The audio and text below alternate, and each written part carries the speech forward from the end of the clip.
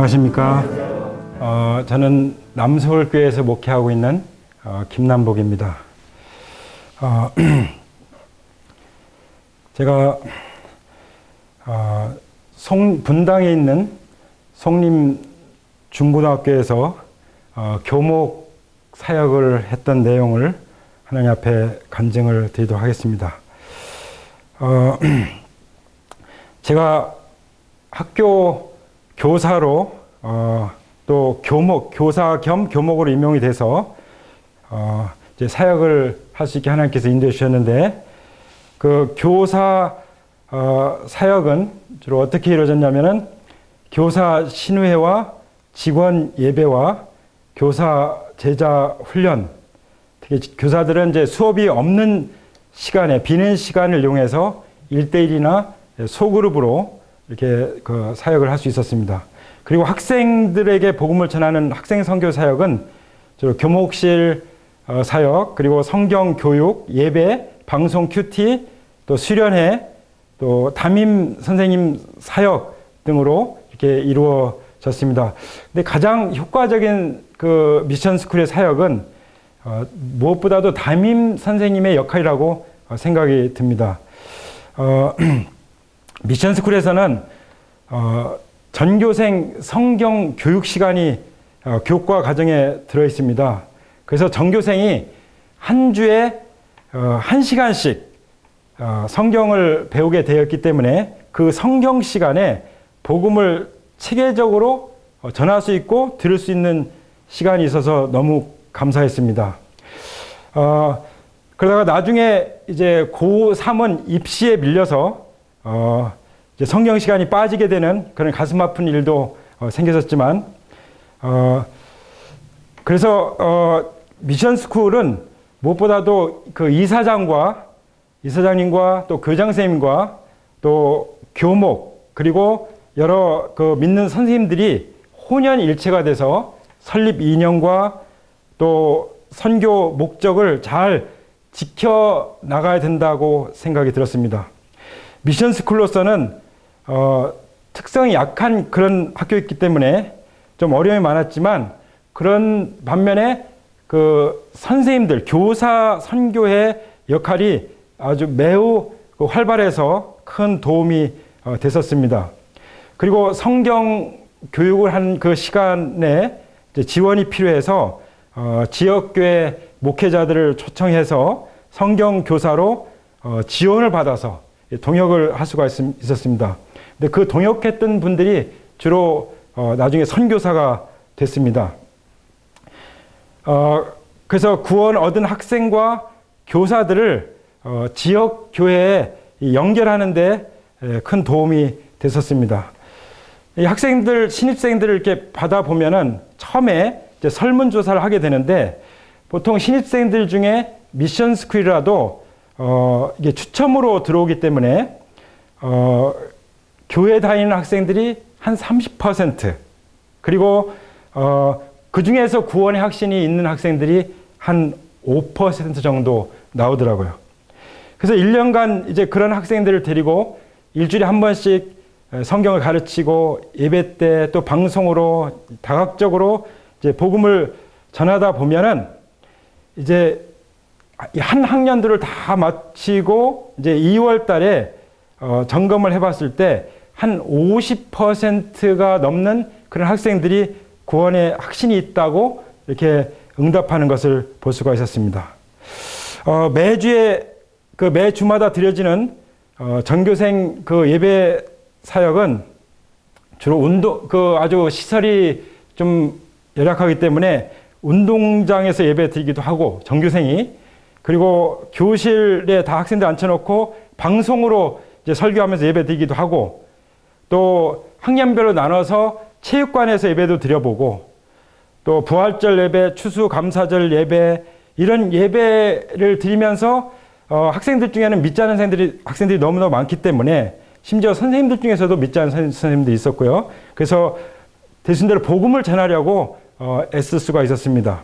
한 번은 그 추수감사 예배 때 부평교회 어느 목사님을 강사로 초청한 적이 있었는데, 그때 운동장에서 전교생이 예배를 드리는데 예배 여건이 너무 열악해서 마이크 소리도 잘 안 들리고 학생들이 집중도도 떨어지고, 그래서 그 좋은 말씀들이 그 학생들에게 전달이 잘 안 돼서 무척 힘들게 설교하고 가신 적이 있어서 마음이 너무 미안하고 안타까웠던 적이 있었습니다. 그래서 운동장 예배, 체육관 예배 등 가장 그 힘든 것은 그 앰프 시설이었던 것 같아요. 그래서 메시지 전달이 그 어렵기 때문에 많이 힘든 것을 경험을 했었습니다. 그런데 한 번은 이제 교실에 학생들을 앉혀놓고 담임선생님들 감독하에 이제 방송으로 예배를 드리고 있었습니다. 그래서 이제 마음껏 복음을 전하고 있었는데 어느 날 복음에 대해서 아주 반발하는 그런 한 선생님이 나타났습니다.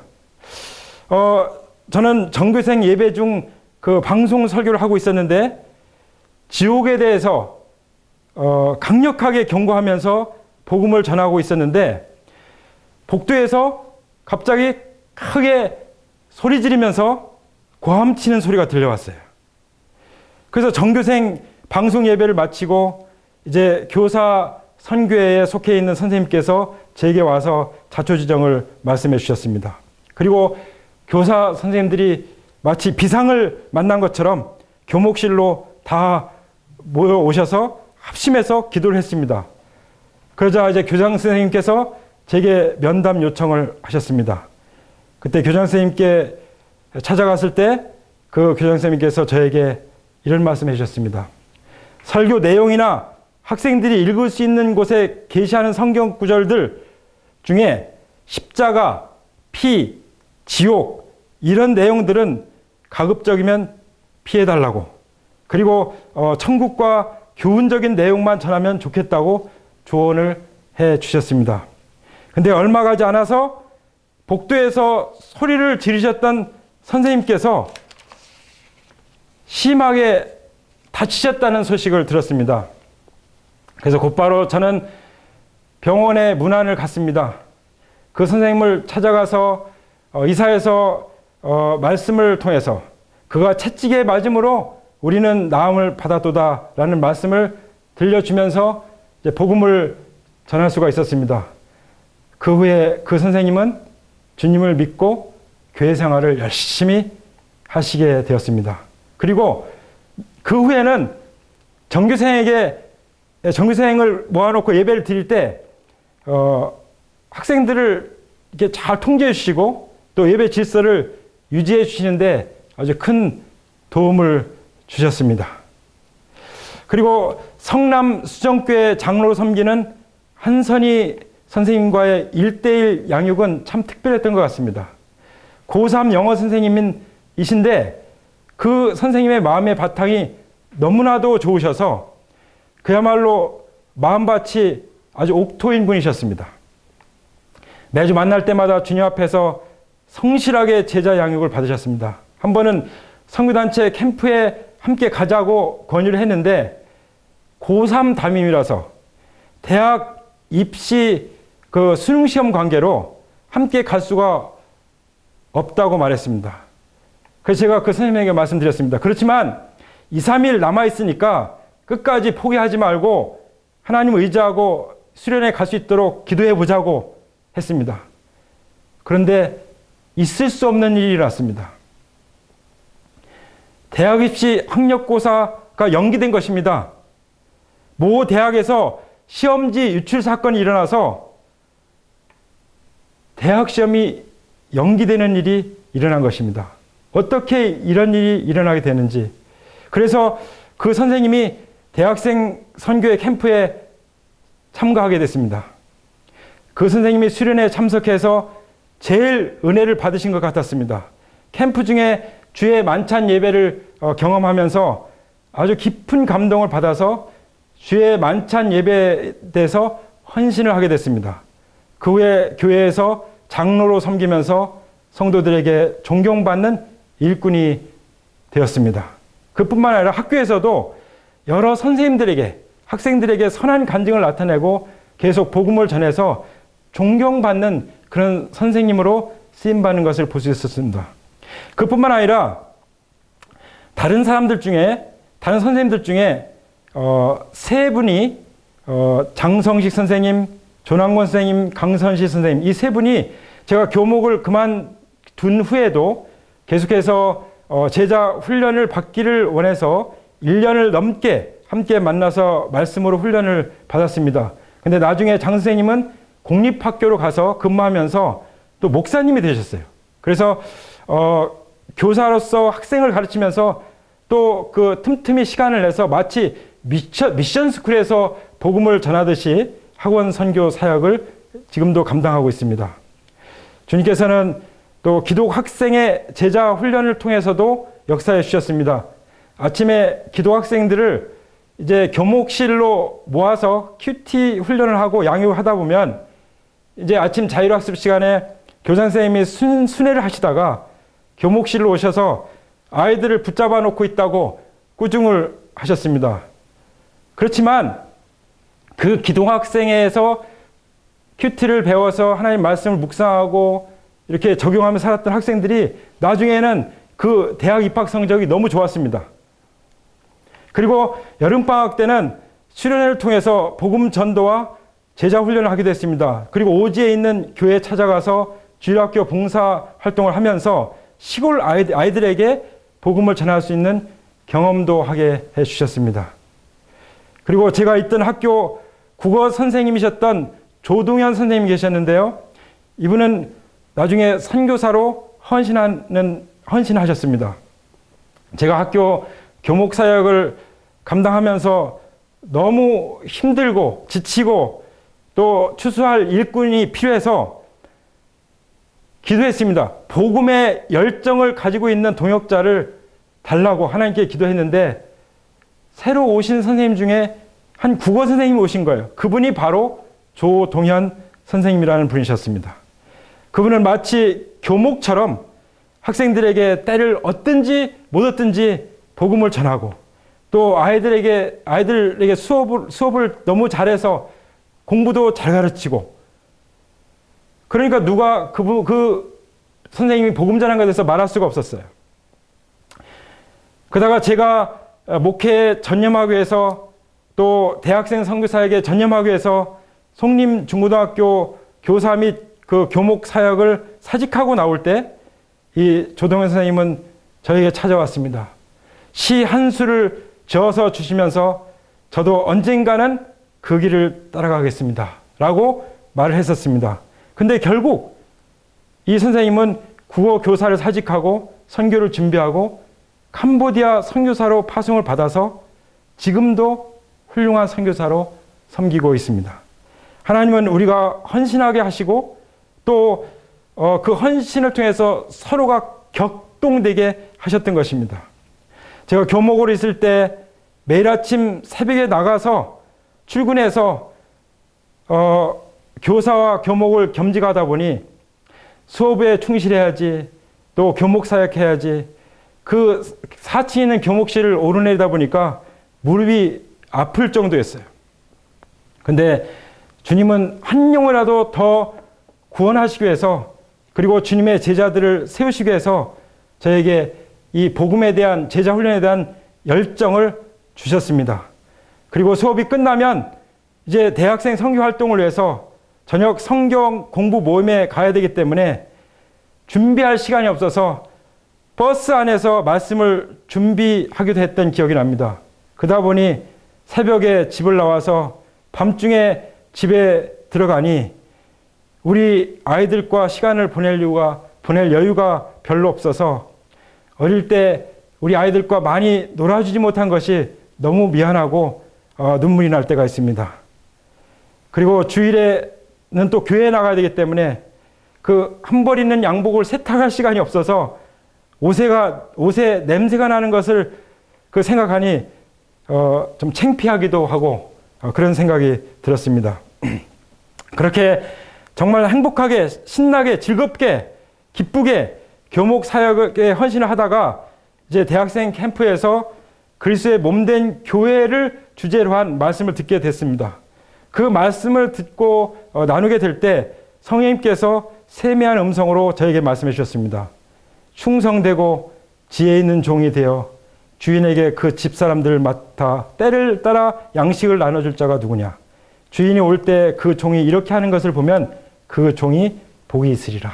마태복음 24장 45절 말씀입니다. 저는 오랫동안 섬기고 있는 교회에서 교회에 대한 어떤 책임감과 또 목회적인 부담과 이런 것들을 느끼고 있었습니다. 또한 대학생 선교 전임 사역에 대한 부담과 동역자들의 권유를 계속 받고 있었습니다. 그래서 오랫동안 주님께 여쭈면서 이제 기도를 해오고 있었는데 캠프에서 주님의 음성을 듣게 된 것입니다. 그래서 캠프를 마치자마자 학교에 가서 교장 선생님을 만났습니다. 제가 목회로의 부르심을 간증하고 났을 때 장로님이신 그 교장 선생님은 다른 학교에 가십니까? 라고 제게 물으셨습니다. 그때 주님의 목회 부르심을 간증해 드렸을 때 그때 교장 선생님께서 그러면은 그 한 학년도 2월 달까지 다 마치고 사직을 해달라고 그걸 전제로 해서 승낙을 해주셔서 학교 교사직을 사직하게 되었습니다. 그 후에 교회와 대학생 선교회에서 이제 전심 사역을 시작하게 됐습니다. 또 선교 후원에서도 섬기면서 선교사들을 후원하는 일과 또 선교 정보지를 발행하는 일에 동역하고 또 선교지 방문 사역을 통해서 하나님께서 모든 나라마다 모든 족속마다 복음을 전하게 하시고 지역교회를 세워가고 계신 것을 볼 수가 있었습니다. 선교 후원의 사역을 통해서 볼 때 그 IMF 금융 위기 기간에도 우리 오직 하나님만 믿는 믿음으로 선교지에 나간 그 믿음의 선교사들은 정말 버틸 수 있다는 것을 증명해 주셨습니다. 지금도 오직 믿음으로 주님만 의지하면서 주와 복음을 위해서 살아가는 그런 하나님의 일꾼들을 생각하면 너무나도 귀하고 존경스럽게 보입니다. 주님은 청년 대학생 단기 선교 훈련을 통해서도 선교의 일꾼들을 일으켜 주셨습니다. 대학생 청년들을 필리핀과 태국과 그리고 몽골 등 선교지에 데리고 갔는데 그들이 지금은 선교사로 헌신했거나 선교사가 되었거나 또 아니면 선교를 후원하면서 선교적인 삶을 살고 있는 것을 볼 수가 있습니다.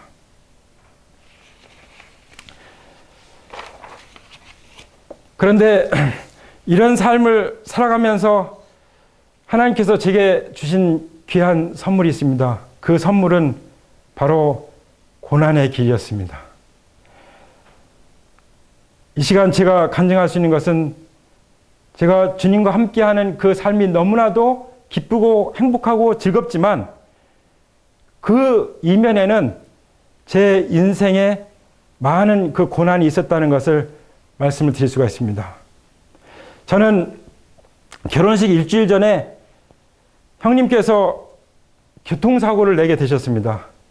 형님께서 자동차를 후진하시다가 아이의 부모가 곁에 있는데도 불구하고 그 어린아이가 차에 치여서 응급실에 옮겼다는 소식을 들었습니다.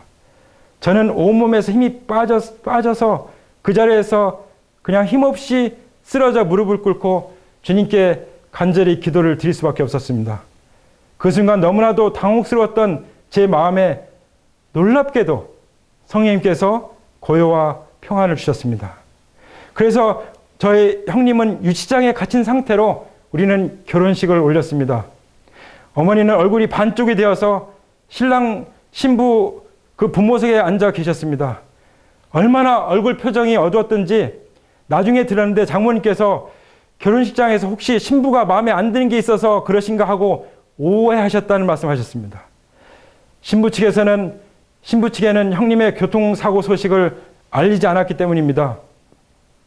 우리는 결혼식을 마치고 신혼여행을 다녀오자마자 곧바로 유치장에 가서 형님을 면회했습니다. 너무나도 가슴 아픈 일이었습니다. 사람들은 예수님을 믿는 사람들이 늦는 집이 왜 저래? 라고 뒤에서 조롱했습니다. 하지만 주님께서 놀라운 위로와 축복을 베풀어 주셔서 수많은 성도들과 하객들이 축복해 주는 가운데 예배당에서 이 비밀이 크도다라고 하는 주제를 걸어놓고 그리스도와 교회의 비밀을 드러내는 목적으로 혼인 예배를 드리고 가정을 이루게 되었던 것입니다. 그리고 늦게 결혼해서 자녀를 빨리 갖고 싶었는데 얼마 동안 자녀가 잉태되지 않는 거예요. 그래서 오랫동안 기도를 하고 있었는데 아내가 큐티 말씀을 통해서 하나님이 아들을 주시겠다고 약속하셨다는 말씀을 간증했어요. 근데 하나님께서 그 약속을 주시더니 곧바로 아들을 잉태케 주셨습니다. 그래서 첫째 아들 이름을 주신이라고 불렀습니다.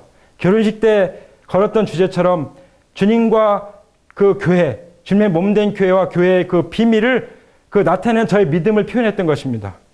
그리고 둘째 아들을 주셨는데 둘째 아들 이름을 주한이라고 불렀습니다. 그 주한이는 주님 안에, 그리고 주님 안에 있는 그 주님의 얼굴의 영광의 광채를 나타내는 뜻으로 주님과의 그 친밀한 교제, 주님의 임재, 주님의 영광을 나타내는 우리의 믿음을 표현하고자 했던 것입니다. 그렇게 해서 행복하게 잘 살다가 저희 어머니께서 척추 수술이 잘못돼서 의료사고를 당하게 됐습니다. 그래서 소대변을 제대로 볼 수 없는 상태가 되셨어요. 너무 고통스러워 하셨습니다. 그래서 어머님 병원에 계신 동안에 막내 남동생이 시골집에 있으면서 집안일을 하느라 시장에 다니다가 오토바이 사고로 머리가 심하게 깨져서 소생할 수 없는 상황에 병원 중환자실에 입원했습니다. 저는 동생을 보살피느라 병원에 입원 중인 어머니께 갈 수가 없었습니다. 어머니는 서운해하신 것 같았습니다. 낮에는 학교에 가서 학생들을 가르치고 밤에는 동생 병원에 가서 간병을 하면서 가슴 아픈 시간을 보낸 동안에 저는 주님과 교제하며 기도하는 것 외에는 아무것도 할 수가 없었습니다. 그뿐만 아니라 막내 동생이 교통사고를 당하고서 성도들의 많은 기도의 응답으로 기적적으로 살아나서 혼자 생활할 수 있는 단계까지 회생과 재활이 되었었습니다. 근데 오랜 치료 과정에서 유발된 그 심한 우울증과 또 자동차 보험회사의 그 악의적인 그 손해보상 지원 과정에서 그 보험회사 보상팀의 그 괴롭힘에 대한 그 분노의 표출로 인해서 결국은 제 막내 동생이 유서를 써놓고 스스로 목숨을 끊는 불행한 사태가 벌어지고 말았습니다. 이 일로 인해서 우리 부모님과 형제들이 겪은 충격과 슬픔과 고통은 이루 다 말할 수가 없었습니다. 동생의 장례를 치르고 혼자 운전할 때마다 얼마나 그 동생이 생각이 났는지 엉엉 울고 또 울었습니다. 마음 놓고 울 수 있는 공간은 혼자 차를 타고 있는 그 운전하는 시간이었기 때문입니다. 그리고 오랫동안 우리 가족은 그 부모님과 죽은 동생 이야기를 하질 못했습니다. 왜냐하면 우리 어머니 아버지의 마음을 건드려 드릴까봐, 그래서 슬픔을 쏟아내실까봐 그냥 말없이 지냈습니다. 형제들끼리도 그 동생 이야기를 꺼내기가 어려웠습니다. 생각이 나면 그 슬픔을 주체할 수가 없기 때문에 그냥 묵묵히 지내는 동안 하나님께서 많은 위로를 주셨습니다. 그리고 주변에 있는 그 믿음의 형제들을 통해서 수많은 위로를 베풀어 주셨습니다. 지금 생각해 보면은 그런 슬픔을 나누고 함께 정말 애곡해서라도 하나님의 그 위로와 또 성령님의 그 치유를 받았더라면 좋았을 텐데 하는 생각이 듭니다. 지금은 주님께서 우리 집안 가족의 마음을 만져주시고 치유해 주셔서 많은 평안과 위로를 누리면서 살아가고 있습니다. 그러다가 우리 형님의 그 재정 손실을 가져오는 일이 일어났습니다. 형님께서 시골에서 부모님을 모시고 성실하게 농사일을 하면서 지내셨는데 영농조합법인을 만들어서 비닐하우스 그 농작물 재배 사업을 하던 중에 시설업자가 사기를 쳤어요. 그래서 돈을 가지고 외국으로 도망갔습니다. 그리고 외지에서 온 그 사람이 형님을 친구 삼아서 사기를 쳐서 결국은 그 빚을 해결할 수 없는 경지에까지 이르러서 결국은 버티고 버티다가 부모님께 이어받은 집과 논과 밭과 재산을 모두 다 잃어버리고 가족이 뿔뿔이 흩어지게 됐습니다. 그러던 중 끝내는 스스로, 우리 형님이 스스로 목숨을 끊기로 결심하고 술을 마시고 슬리퍼를 끌고 차에 올라 차량을 질주하기 시작하는데 갑자기 옆 골목에서 순간적으로 차량이 튀어나와서 충돌해서 차 2대가 폐차할 정도가 됐습니다. 근데 놀랍게도 그 운전자들은 크게 다치지가 않았어요. 하나님께서 보호해 주신 것에 대해서 감사를 드립니다. 저는 형님을 서울에 있는 그 병원으로 이송해서 입원시키고 복음을 전하기 시작했습니다. 근데 우리 형님이 병원에서 외출하면서 해서 방배동에 있는 우리 집에 잠깐 들으셨습니다. 둘이 나란히 거실 소파에 앉아서 복음을 나누다가 형님에게 단도직입적으로 여쭤봤습니다. 형님, 왜 예수님을 영접하지 않으신 건가요? 그때 그때 형님이 이렇게 말씀하셨습니다. 나는 죄가 너무 많아서 나 같은 죄인도 구원을 받을 수 있을까? 이 말을 듣자마자 예수님이 이 땅에 오신 것은 의인을 부르러 온 것이 아니라 죄인을 불러 회개시키러 오신 것이라고 말씀을 드렸습니다. 그러자 형님은 소파에서 내려와서 무릎을 꿇고 죄를 회개하고 예수님을 주님과 구주로 영접하셨습니다. 그리고 나서 주일에 병원에서 간호사에 얘기하면은 외출 안 시켜주니까 몰래 성경책을 들고 병원에서 나와서 교회에 나가려고 저희 집에 오셨습니다. 저희들은 깜짝 놀랐죠. 그리고 병원에 있는 동안 성경 읽으면서 시간을 보내셨습니다. 얼마 후에 말씀에 순종해서 침례도 받으셨습니다. 그리고 이 건축 기술을 활용해서 교회 옥상 방수공사도 자원해서 하셨습니다. 그 후에 채무에 대한 파산과 면책과 회생의 절차를 통해서 부채 감면을 받았음에도 불구하고 믿음의 양심과 친구의 의리를 지키기 위해서 친구의 빚을 약 7년에 걸쳐 빚을 다 갚고 채무에서 자유롭게 되었습니다. 그러던 중 출근길에 운전하다가 신체적인 문제로 교통사고를 당해서 차가 바다에 빠질 상황이 됐었어요. 근데 차가 컨테이너에 걸려서 바다에 빠지지 않고 목숨을 건지는 기적이 일어났습니다. 그동안 빚을 갚기 위해서 일하느라 예배도 거의 못 드리고 지내왔지만 하나님께서 보호해 주셔서 다시 한번 생명을 건져주셨고, 그래서 이제 그 예배 생활을 조금씩 회복하고 있는 중입니다. 감사합니다.